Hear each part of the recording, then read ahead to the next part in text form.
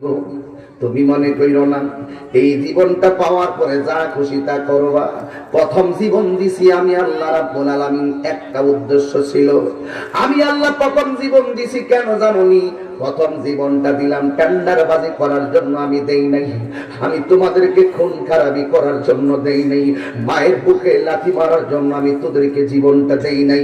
মানুষকে ঠকাইবার জন্য তোদেরকে জীবনটা দেই নাই। মানুষের গীবত করার জন্য তোদের জীবনটা দেই নাই।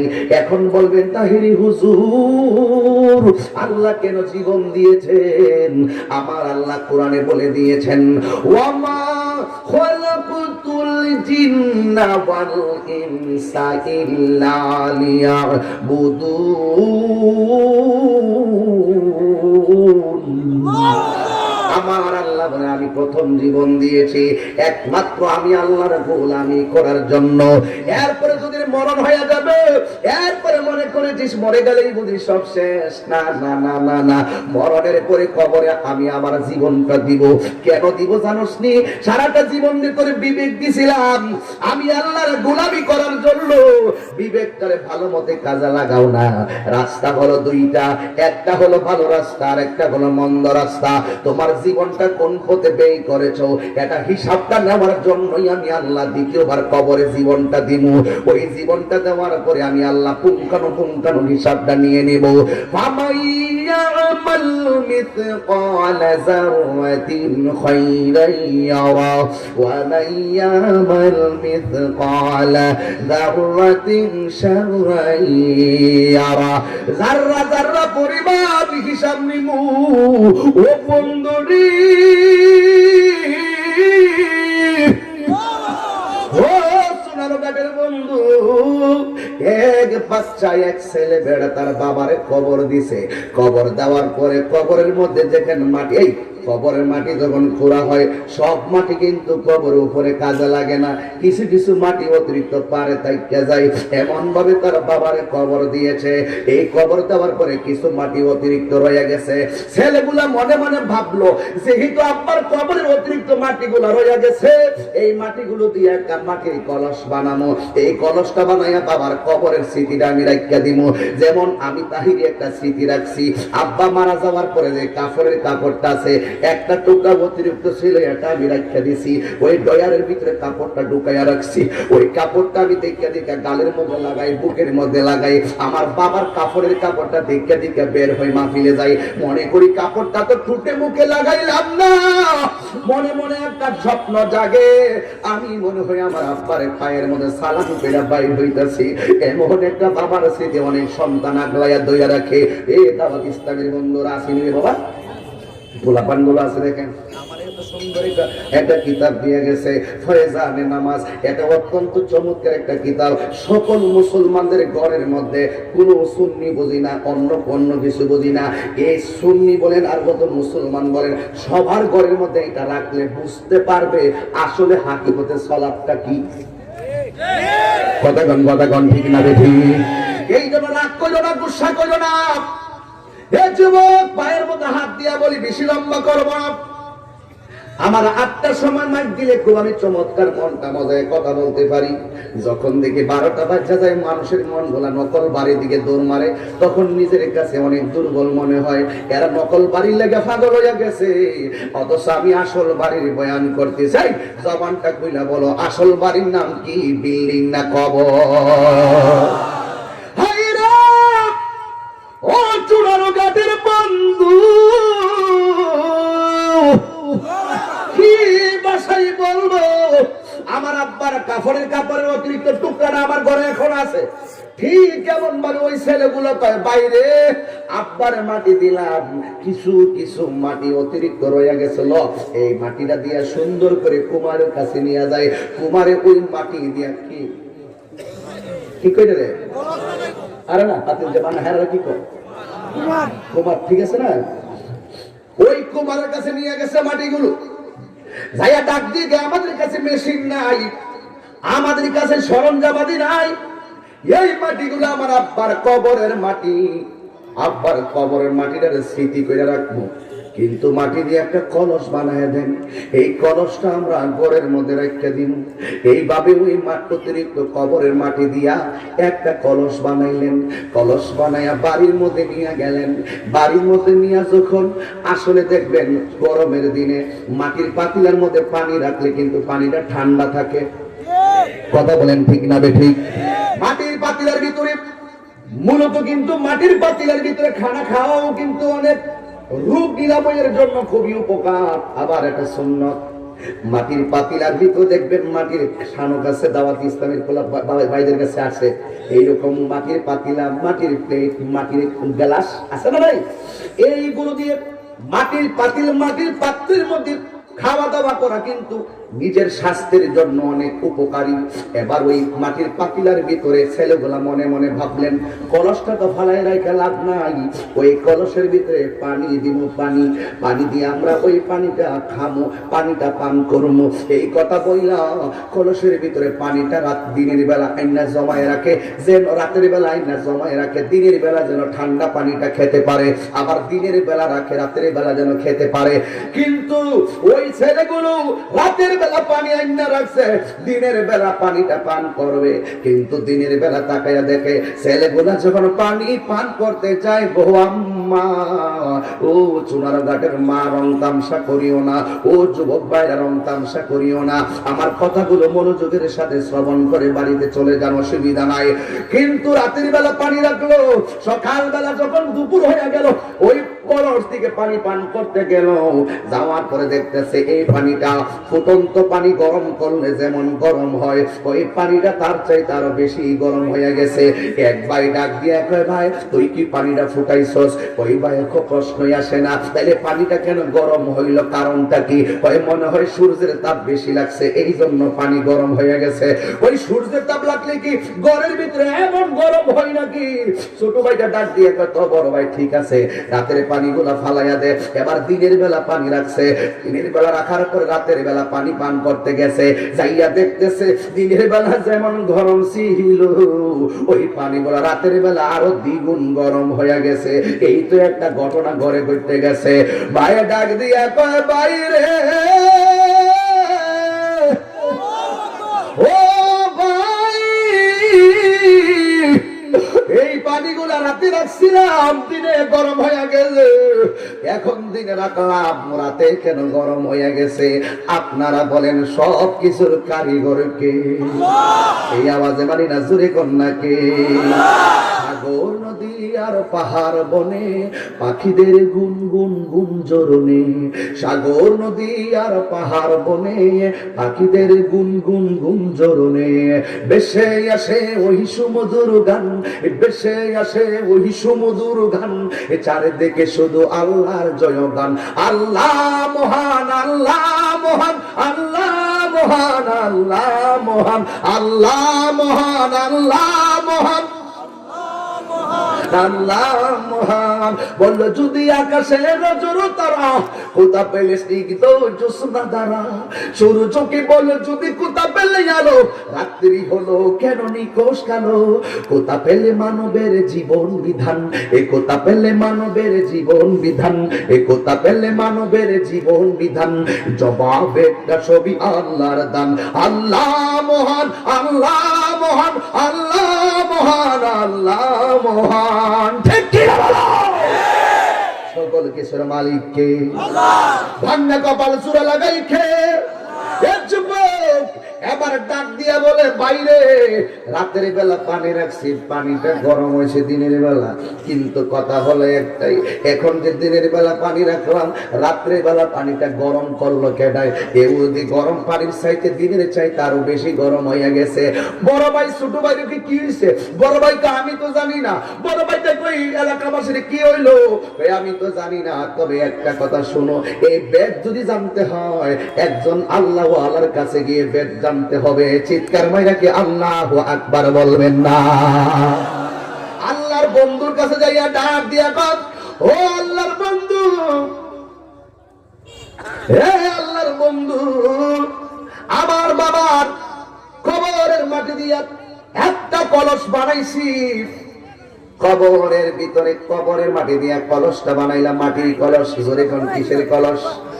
মাটির কলস আমি বানাইলাম, কিন্তু পানি রাখার পরে পানিটা গরম হয়ে যায়। আল্লাহর বন্ধু মুরাকাবা করলেন, মুরাকাবার ভিতরে হঠাৎ করে ইন্ডিভিন টাইমে তথ্য চলে আসলো। আল্লাহর বন্ধু যারা, তারা বোঝার ক্ষমতা আছে না নাই? ডাক দিয়া কর, তোমার বাবার কবর মাটি দিয়া কলস বানাইছো, এখন কলসটার পানি কেন গরম হয়ে জানোনি? একটা মাত্র কারণ, ওই তোমার আব্বার যেই কবরের মধ্যে দিয়াইছো, ওই কবরের ভিতরে আযাব শুরু হইয়া গেছে। ওই আযাবের একটা যা চাইসা লাগছে এই মাটির উপরে। তোমাদেরকে বোঝানোর জন্য, তোমার আব্বা কবরের ভিতরে বেশি ভালো নয়। জোরে কি আল্লাহু আকবার বলবেন না? ও বন্ধুরে, ও যুবক ভাইরা, এখনো সময় আছে। কবরের ভিতরে কে কেমনে আছে আমরা জানি না। আমেরিকার খবর চাইলে সেকেন্ডে নেওয়া যায়, লন্ডনের খবর চাইলে নেওয়া যায়, ঘরের পাশে কবরস্থান, এই কবরের খবর নেওয়া যায় না। ঈসা পয়গম্বর বলেন, আমি রাস্তা দিয়ে হাঁটতেছিলাম, হঠাৎ করে দেখলাম একটা কবরের ভিতরে জাহান্নামের আগুন জ্বলতেছে। ঈসা নবীর উম্মত, কবরের ভিতরে জাহান্নামের আগুন। আপনারা বলেন, সন্তানে কষ্টে থাকলে মা বাবার মনে কষ্ট লাগে কি লাগে না? ঠিক এমন ভাবে যতগুলা পয়গাম্বর আছে, সব পয়গাম্বর তার উম্মতের বেদনায় ব্যথিত হয়েছেন। ঈসা নবী যখন রাস্তা দিয়ে যাইতেছে, হঠাৎ করে তাকায়া দেখেন ওই কবরের ভিতরে আযাব হইতেছে। ঈসা পয়গাম্বর রাতের বেলা যাইয়া ঘুমের ঘরে আর ঘুমাইতে পারে না, ঘুমের ঘরে আর ঘুমাইতে পারে না। এবার জিজ্ঞাসা করা হয়, কেন ঘুমান না? ভাই, আমি আমার উম্মতের কবরের ভিতরে আযাব দেখে আসছি।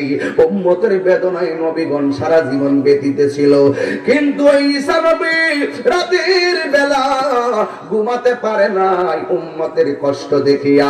এখন সকাল বেলা দৌড়াইয়া আবার গুরুস্থানে গেলেন, যাইয়া দেখতেছেন ওই গুরুস্থানে তার কবরের ভিতরে আযাব আছে কিনা, এটা দেখার জন্য যেই মাত্র গুরুস্থানে গেলেন, আমার মির্জাপুরের বন্ধু, সবার মনটা দিয়ে এখন কেমন কেমন যেন হইয়া গেছে।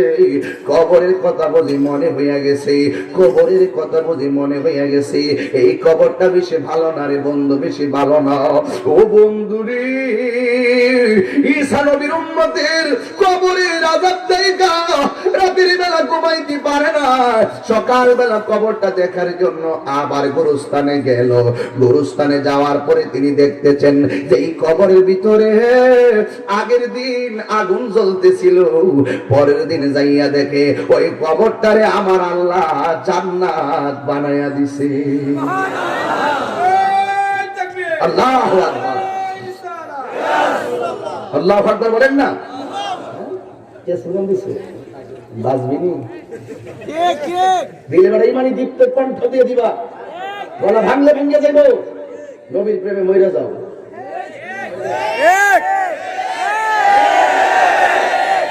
আমি একটা স্লোগান দিতে চাই, একটা স্লোগান আজকে মির্জাপুর দিতে চাই।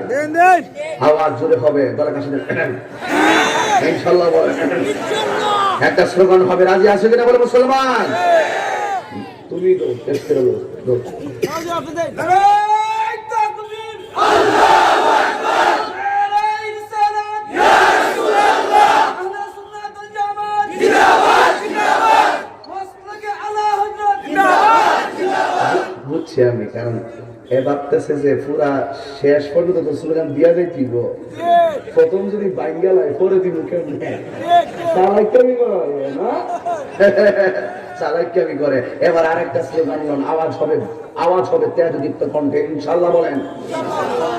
নারে তাকবীর,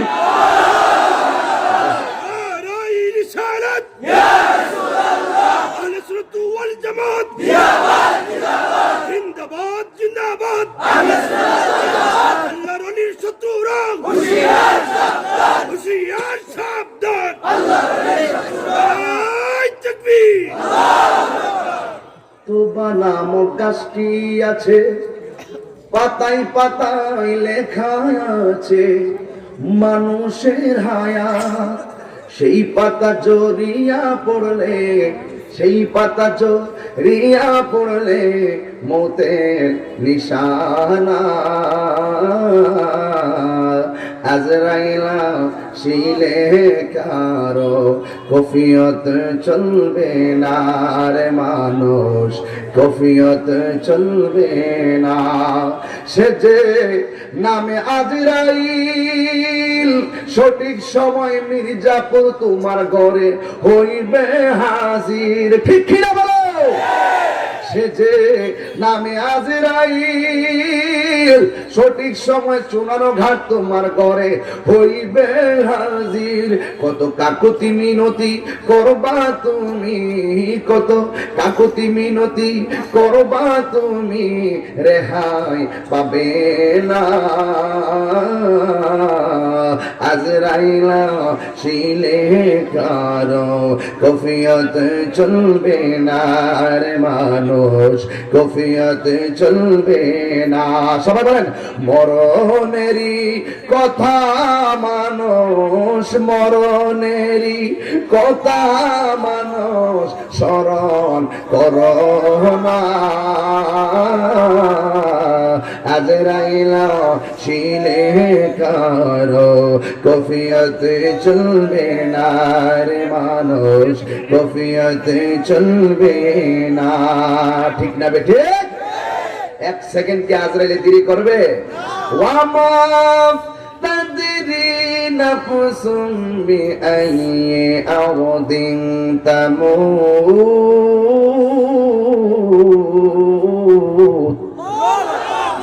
আল্লাহ রাব্বুল আলামিন বলেন কোন জায়গায় তোমার মরণ হবে কেউ জানো না।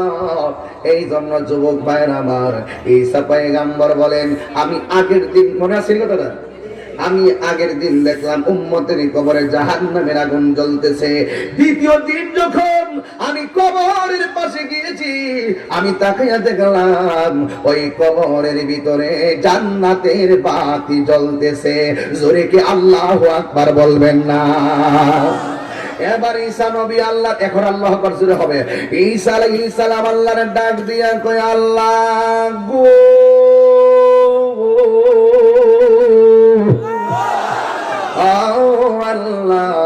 তুমি আমারে, আমি দেখলাম আমার উম্মতের কবরের ভিতরে আগের দিন জাহান্নামের আগুন জ্বলতেছে।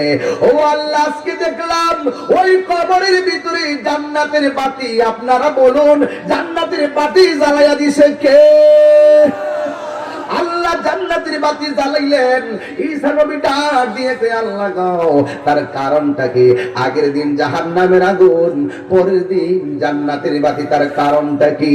আল্লাহ ডাক দিয়া বলে ঈসা, ও ঈসা রে শুইনা যাও, শুইনা যাও। এই লোকটা যেদিন মারা যাইব তার স্ত্রীর পেটের ভিতরে একটা বাচ্চা ছিল। চিৎকার মাইরা কি আল্লাহু আকবার বলবেন না? এই লোকটা যেদিন মারা যাইব তার স্ত্রী প্রেগন্যান্সি ছিল, তার স্ত্রী হামেলা ছিল, তার স্ত্রী গর্ভবতী ছিল। কিন্তু আমার সমাজের ভিতরে অনেকে আছে সন্তান পেটের মধ্যে রাখা অবস্থায় স্বামী মারা যায়। কথা বলেন ঠিক কিনা? আবার ওই দিনে এক মাহফিলে গেলাম, একটা ছেলে চোখের পানি ফালাইয়া কান্দা কান্দা আমারে কয় হুজুর আমার একটা ছোট ভাই হইছে, ভাইটার বয়স যখন 4 দিন তখন আমার আম্মা মারা গেছে। আমি তারে কইলাম কান্দিস না রে বন্ধু, কান্দো না। ডেলিভারিতে যেই সমস্ত মা মারা যায়, আমার নবী বলে আমার আল্লাহ ওই ডেলিভারিতে মারা যাওয়া মহিলাটারে আর মরণটারে শাহাদাতের মর্যাদা দিয়া দেয়। এই জন্য আব্বু ওই আল্লাহ ডাক দিয়ে কয় ঈসা, ও ঈসা রে তার স্ত্রীর পেটের মধ্যে বাচ্চা ছিল। আপনারা বলেন যে এই স্বামী, যে স্ত্রীটা পেটের মধ্যে হামেলা অবস্থায় তার স্বামী মারা যায়, বলুন তো দেখি তার মাথার উপর দিকে কেমনে ছায়াটা চলে গেল, তার জীবনটা কত দুর্বিষহ হয়ে যায়, তার জীবনটা কত রিস্কের উপরে চলে আসে, তার ভবিষ্যতের প্রত্যেকটা কদম চ্যালেঞ্জের মধ্যে পড়ে।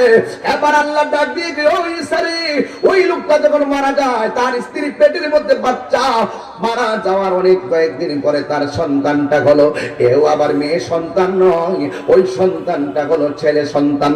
এখন এই ছেলেটা যখন হওয়ার পরে আস্তে আস্তে বড় হলো, আজকে তার আম্মা ওই সন্তানটা যখন হাঁটতে পারে, এই সন্তানটারে আজকে মক্তবে নিয়ে গেছে, মক্তবে নিয়ে হুজুরের কাছে কোরআনের সবক দিয়েছে, হুজুরের কাছে কোরআনের সবক দিয়েছে।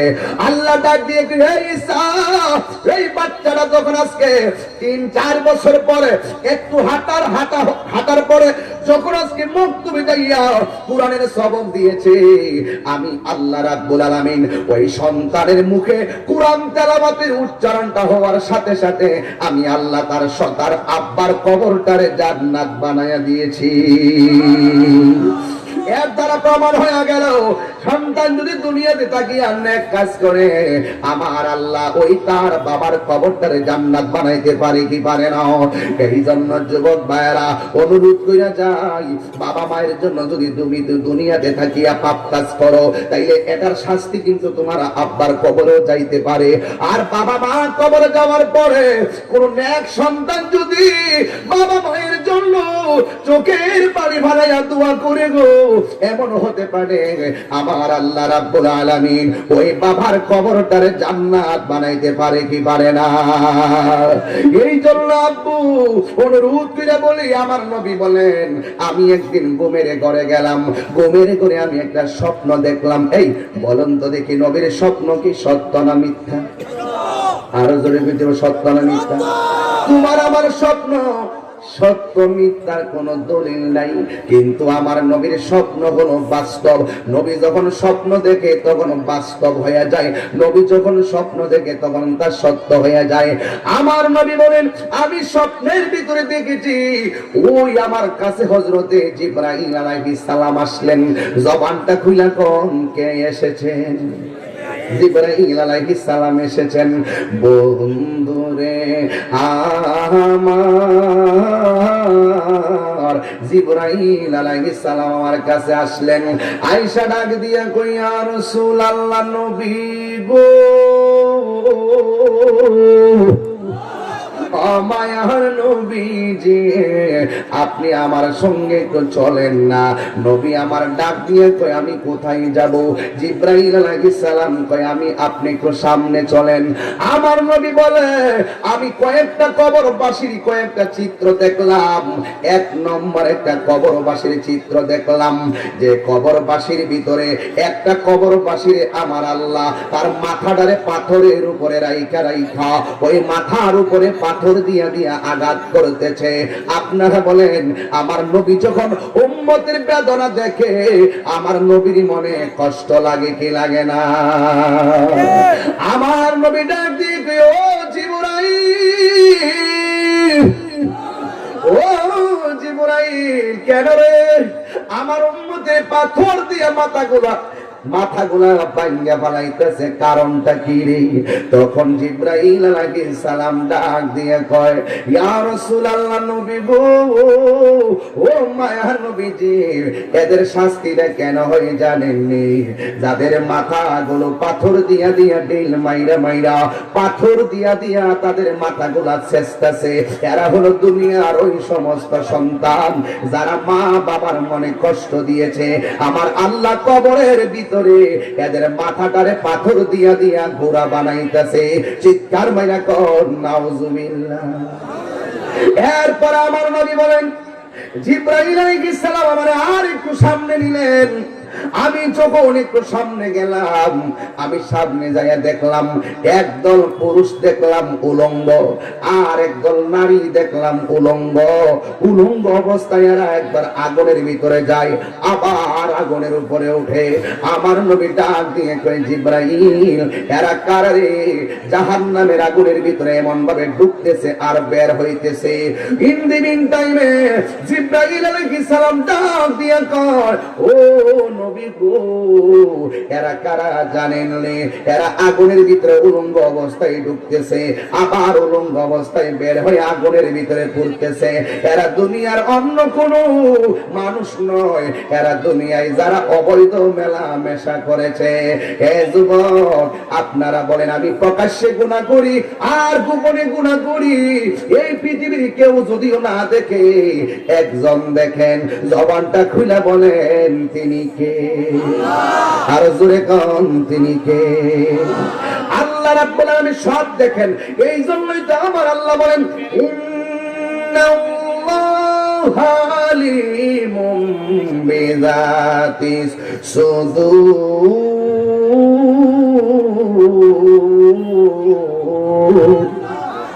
আল্লাহ রাব্বুল আলামিন সব দেখেন। আপনারা বলেন গুনাহ মাফের মালিক কে? এই জন্য আমার যুবক ভাইরা অনুরোধ করে বলি, তুমি গুনাহ করো, তুমি যা করো না কেন আল্লাহ দেখেন। এবার আমার নবী বলেন, আমি আর একটু সামনে গেলাম, সামনে যাইয়া দেখলাম একটা রক্তের নদী দেখা যায়, একটা রক্তের নদী দেখা যায়। ওই রক্তের নদীর ভিতরে অনেকগুলা মানুষকে এমন ভাবে সাঁতরাইতেছে, ওই নদীর পানিগুলো একেবারে আগুনের চাইতে আরো গরম। আল্লাহ বলেন না, ওই নদীর পানিগুলো আগুনের চাইতে আরো